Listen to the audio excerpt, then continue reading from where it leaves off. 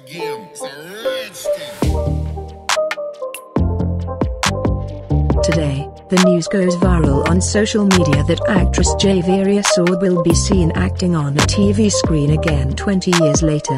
She is currently replacing Faiza Hussain in the drama serial and aired on Airy Digital. There are some personal reasons for actress Faiza aka Gohar to leave the drama suddenly. Javeria Saud started her married life by marrying well-known film actor Saud Kazemi. And now his eldest daughter Jannat Saud is also 13 years old. And a few days ago, she also opened her own clothing brand in the name of her daughter. On the other hand, she also runs her own production house. When people suddenly got the news that Javeria Saud will play the role of Gohar in the play, and people did not like it. Some people even put the slogan on the producer's diplomatic style that it has become a star plus drama. Well, the time to come will tell what happens next.